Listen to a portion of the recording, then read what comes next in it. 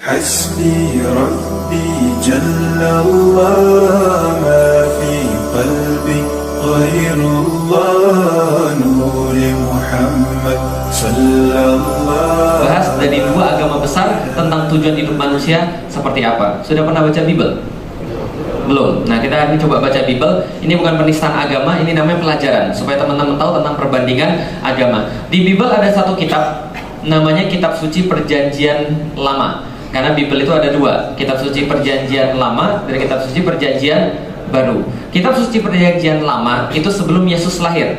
Tapi kalau Kitab Suci Perjanjian Baru setelah Yesus lahir. Kitab Suci Perjanjian Lama, kalau gampangnya Taurat itu Kitab Suci Perjanjian Lama, Zabur itu Kitab Suci Perjanjian Lama. Dan surat pertama dalam Kitab Suci Perjanjian Lama dalam bahasa Inggris namanya surat Genesis.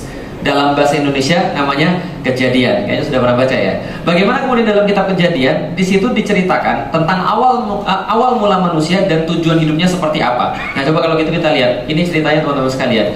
Ceritanya adalah Tuhan menumbuhkan suatu tempat namanya surga Eden, atau dalam bahasa Arab Jannatul Aden. Jadi kalau surga Eden, Taman Eden dengan Jannatul Aden sama atau tidak? Sama atau tidak? Sama. Jannah itu dari bahasa Arab, artinya dalam bahasa Indonesia jannah artinya kebun. Jannatul Aden, Taman Eden sama. Aden dalam bahasa Arab, Eden dalam bahasa Indonesia. Jadi dulu Tuhan menciptakan ada satu taman namanya Taman Eden, surga. Di situ banyak sekali tanaman-tanaman, tapi yang dispesialkan di dalam Alkitab ada dua pohon. Yang pertama namanya pohon pengetahuan, yang kedua namanya pohon kehidupan. Diuji dulu. Yang pertama namanya pohon apa? Pengetahuan. Yang kedua namanya pohon apa? Kehidupan. Dan Tuhan menciptakan segala-galanya itu ada dua yang spesial. Yang pertama pohon pengetahuan, yang kedua pohon kehidupan. Lalu Tuhan pesan sama manusia ketika menceritakan awal mula manusia, semua pohon di dalam taman ini boleh engkau makan buahnya dengan bebas, kecuali kecuali ada dua pohon yang nggak boleh dimakan. Yang pertama adalah pohon pengetahuan, yang kedua adalah pohon kehidupan. Kalau kamu makan pohon pengetahuan, pada saat engkau memakannya pasti engkau mati. Jelas sampai di sini teman-teman sekalian? Ada pohon yang banyak, ada dua yang spesial. Satu apa namanya? Yang dua apa namanya? Tapi pohon pengetahuan tentang yang baik dan yang jahat jangan dimakan. Kalau nanti dimakan bakal mati. Jelas sampai di sini? Ternyata setan datang dalam bentuk ular, kemudian menggoda manusia. Dia goda Adam, Adam nggak tertipu oleh setan. Setelah dia nggak tertipu oleh setan, dia datang kepada Hawa, lalu dia goda Hawa. Hasilnya dimakan atau tidak? Akhirnya Hawa makan buah tadi. Lalu kemudian diceritakan dalam Alkitab, ular itu berkata pada perempuan, sekali-kali kamu tidak akan mati, bahwa pada waktu kamu memakannya justru matamu akan terbuka, dan Tuhan tahu itu, dan kamu akan menjadi seperti Allah, tahu tentang yang baik dan tahu tentang yang jahat. Paham maksudnya kira-kira ceritanya? Jadi gini, Tuhan bilang ada pohon ini jangan dimakan. Ini pohon pengetahuan tentang yang baik, tentang yang buruk. Kalau kamu makan, kamu bakal mati. Setan bilang, enggak, Tuhanmu justru tahu kalau kamu makan ini, kamu nggak bakal mati, tapi justru kamu akan tahu tentang yang baik dan yang jahat. Itu kata setan. Akhirnya Hawa tertipu, Adam tidak tertipu. Akhirnya Hawa makan buah tadi. Buahnya buah apa? Ini ceritanya di dalam mana? Ini cerita di dalam Alkitab, bukan Al-Quran ya. Ini buahnya buah apa kira-kira? Menurut pembahasan mereka, buahnya buah apel, the apple of Eden, the forbidden fruit, gitu kan ya. Itu adalah buah apel. Makanya ada yang pernah pakai iPhone? Nah, itu gambar di belakangnya gambar apa? Apel digigit. Tahu itu maksudnya apa? Asal daripada semua pengetahuan itu adalah dari apel tadi. Kalau seandainya apel ini nggak dimakan, maka Anda nggak bisa pakai iPhone. Paham teman-teman sekalian? Padahal orang-orang gereja mengatakan gara-gara makan ini manusia jadi turun ke dunia gara-gara diusir oleh Tuhan. Bisa dipahami? Oke. Akhirnya kemudian Hawa makan buah ini karena tertipu oleh setan, dan kemudian dia ngasih pula kepada suaminya Adam. Akhirnya dua-duanya Adam dan Hawa makan buah ini dan dua-duanya jatuh ke dalam dosa. Dan gambar berikutnya ini adalah gambar yang biasa ada di pelajaran-pelajaran agama anak-anak SD ketika belajar agama Katolik. Adam dan Hawa tahu akhirnya dia telanjang. Dia karena makan buah pengetahuan, dia tahu dia telanjang, dia tahu dia buka aurat, lantas dia bersembunyi di balik semak-semak. Ketika dia bersembunyi dari balik semak-semak, kemudian datanglah Tuhan pada saat itu, dan Tuhan yang bertanya, di mana engkau? Kemudian Adam dan Hawa bersembunyi itu lalu berkata, saya mendengar engkau di taman, saya takut, jadi saya bersembunyi karena saya telanjang. Tuhannya nanya, siapa yang mengatakan kepadamu bahwa engkau telanjang? Kamu tahu dari mana? Maka kemudian Adam menjawab, siapa mantan padamu? Khotbahnya, apakah engkau makan buah yang kularang kau makan? Adam menjawab, perempuan yang kau berikan untuk menemani saya, dia yang telah memberikan buah itu kepada saya, lalu saya makan. Ngomong-ngomong, ini ngaku atau ngeles? Ngaku atau ngeles? Hawa juga ditanya, benar kamu yang melakukan itu? Saya ditipu ular sehingga saya makan. Ngaku atau ngeles? Paham? Jadi kalau Anda itu punya sifat ngeles kebanyakan, itu jangan-jangan Anda belajar pada agama yang salah. Jelas ya? Karena sifat ngeles itu tidak pernah diajarkan di dalam agama kita, tapi diajarkan dalam agama mereka. Adam ngeles, Hawa ngeles, akhirnya tiga-tiganya kena hukum. Siapa aja yang kena hukum? Adam kena hukum, Hawa kena hukum, ular kena hukum. Ular yang nggak ngerti apa-apa karena dimasukin setan kena hukum juga. Bagaimana hukuman buat ular? Dalam ayat berikutnya, sesudah itu Tuhan Allah berkata pada ular, engkau akan dihukum karena perbuatanmu. Dari seluruh binatang hanya engkau harus menanggung kutukan ini. Apa kutukannya? Mulai sekarang kau menjalar dengan perut, makan debu seumur hidup. Engkau dan perempuan saling membenci. Keturunannya dan keturunanmu akan saling kemudian melawan. Engkau akan meremukkan kepala dia dan engkau akan menggigit tumit mereka dan tumit mereka akan meremukkan kepala kamu. Itu hukuman buat ular. Lalu bagaimana hukuman buat perempuan? Ini hukuman buat perempuan, teman-teman sekalian. Apa hukuman buat perempuan?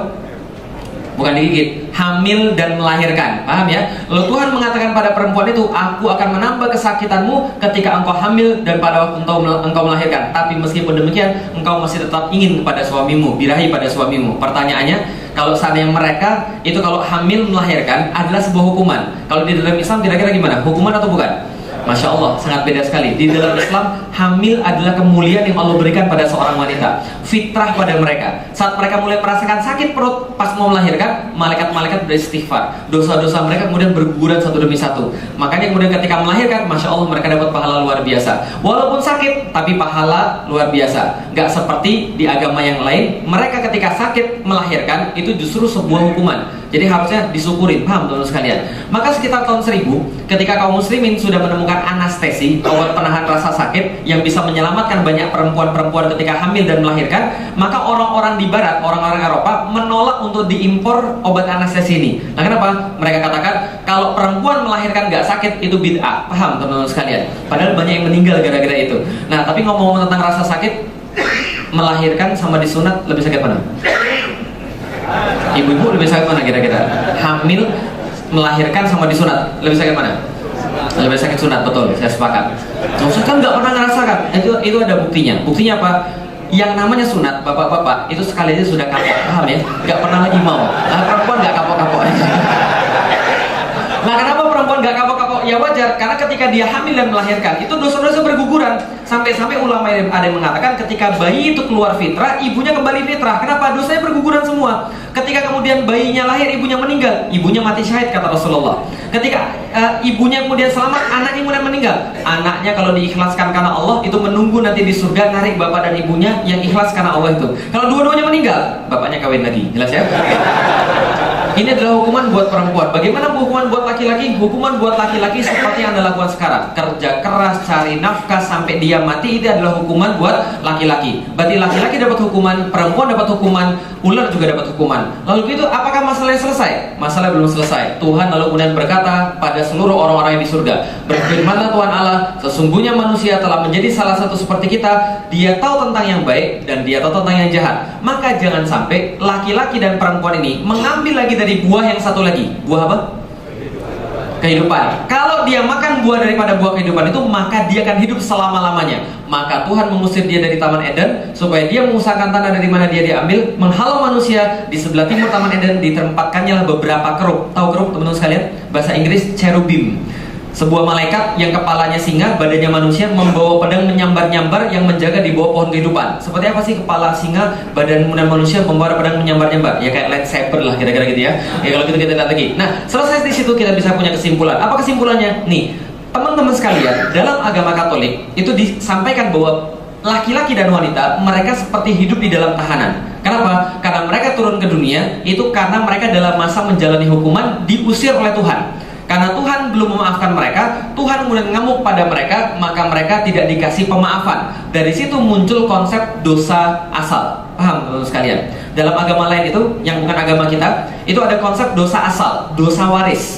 Dosa yang diwariskan oleh Adam dan Hawa ketika mereka bersalah di dalam surga, yang kalau mau dihapuskan harus lewat Yesus meninggal di kayu salib. Itu ceritanya mereka. Itu kesimpulan pertama. Kesimpulan kedua, Tuhannya bohong. Paham teman-teman sekalian?